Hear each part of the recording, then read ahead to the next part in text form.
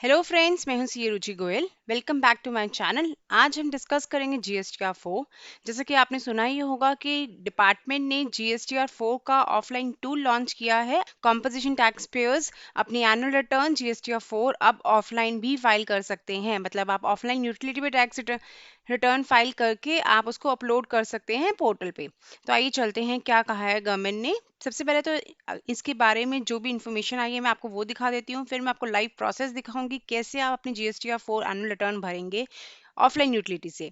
तो हम देखते हैं, इन्होंने कहा है कि आप इस ऑफलाइन यूटिलिटी को यूज कर सकते हैं, डाउनलोड कर सकते हैं। सबसे पहले डाउनलोड्स में जाके आपको ऑफलाइन टूल पे जाना है और ऑफलाइन टूल में जाके आपको जीएसटीआर 4 डाउनलोड करनी है। ये आपकी ऑफलाइन यूटिलिटी है जीएसटीआर 4 एनुअल रिटर्न की। उसके बाद उन्होंने कहा है कि आपको अपनी रिटर्न्स में जब आप अपलोड करेंगे तो आपको दोबारा से इस पोर्टल पे लॉगिन करना है और अपलोड करनी है जेसन फाइल को।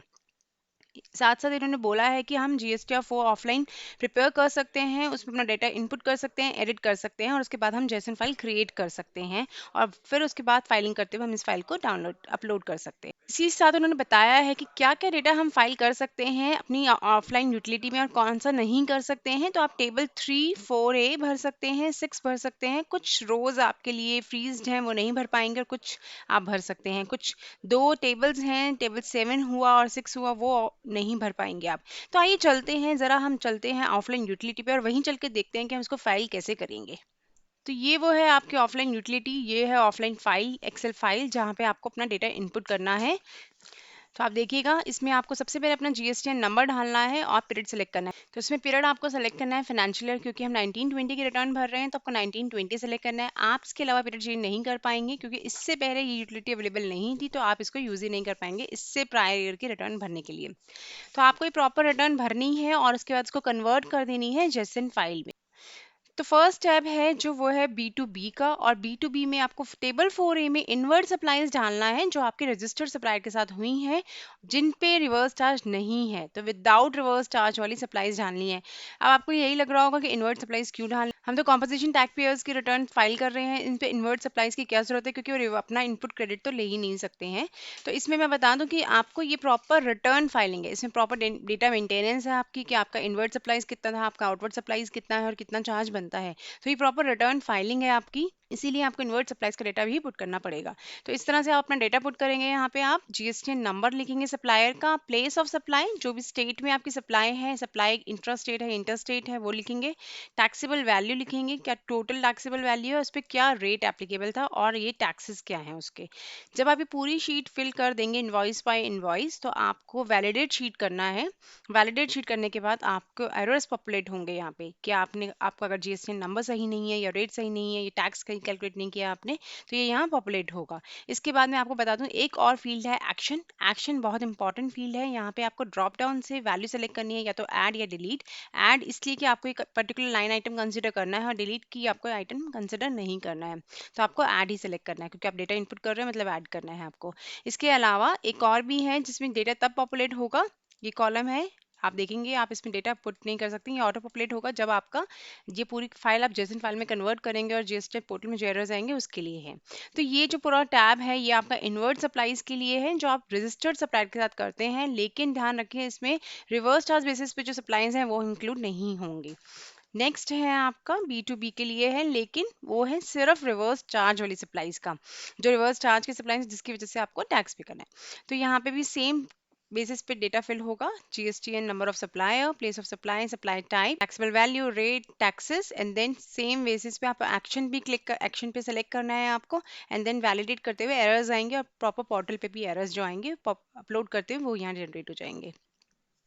नेक्स्ट है आपका 4C टेबल, जिसमें आता है invert supplies receive from unregistered suppliers. जैसे हमने पहले दो टैब्स में हमने रजिस्टर्ड सप्लाई का डीलिंग की थी वो डाला है, तो यहाँ पे हम अनरजिस्टर्ड वाला डालेंगे।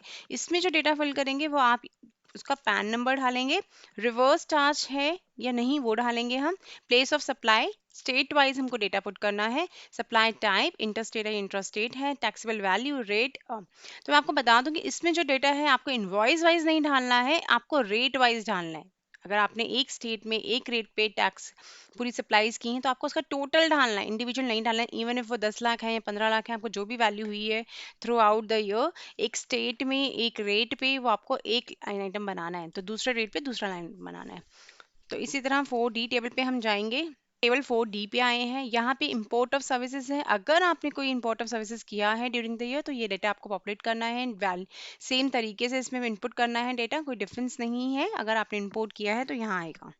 नेक्स्ट आता है CMP 08। ये आप देख सकते हैं, ये ग्रे फील्ड्स हैं, इसमें आप डेटा इनपुट नहीं कर पा रहे हैं, तो ये ऑटो पॉपुलेट होगा। जो भी आपने CMP 08 रिटर्न्स फाइल की होंगी पोर्टल पे, उसके बेसिस पे ये डेटा ऑटो पॉपुलेट होगा। नेक्स्ट है इनवर्ड आउटवर्ड सप्लाईज। ये सबसे मेन टेबल है इस रिटर्न का। एनुअल रिटर्न में जो बेसिक डेटा आता है वो इनवर्ड और आउटवर्ड सप्लाईज का आता है। तो हम इनवर्ड सप्लाईज हम ऑलरेडी इनपुट कर चुके हैं अपने पुराने 4A 4B 4C टैब्स में, और 4D में अगर आपने इंपोर्ट किया था तो यहाँ पे आएगा उसका ऑटो पॉपुलेशन डेटा। आप देख सकते हैं जो ग्रे फील्ड्स हैं ये डेटा ऑटो पॉपुलेट होगा अपने पुराने टैब से। जितने भी इनवर्ड सप्लाईज हैं जो डिफरेंट डिफरेंट रेट्स पे, वो यहाँ पे ऑटो पॉपुलेट हो जाएगी from table 4A 4B 4C 4D। अब बचती हैं आउटवर्ड सप्लाईज। इसमें भी आपको सिर्फ वैल्यू और टैक्स से ये टैक्स डालना है, ये बाकी जो डेटा है ये ऑटो पॉपुलेट होगा। तो ग्रे फील्ड्स अब ऑटो पॉपुलेट होगी, आपको सिर्फ वाइट फील्ड्स पे डेटा डालना है, सिर्फ आउटवर्ड सप्लाईज का वैल्यू डालना है और ये टैक्स अपने आप कैलकुलेट हो जाएगा। नेक्स्ट आता है TCS TDS क्रेडिट रिसीव। अगर आप TDS या TCS डिडक्टर्स हैं तो आपको डेटा फिल करना था, लेकिन ये आप देख सकते हैं ग्रे सेल्स हैं, आप इसमें डेटा इनपुट नहीं कर सकते, या आप नहीं फाइल करें या आपका ऑलरेडी आप पोर्टल पे फाइल कर ही रहे हैं, तो इसलिए ये आपके लिए इनेबल्ड नहीं है, डिसेबल्ड है। जब आप ये पूरी रिटर्न फाइल कर देंगे तो आपको होम टैब पे जाना है, और होम टैब के जाने के बाद आपको ये जेसन फाइल क्रिएट करनी है जो जाके आप पोर्टल पे भी अपलोड कर पाएंगे।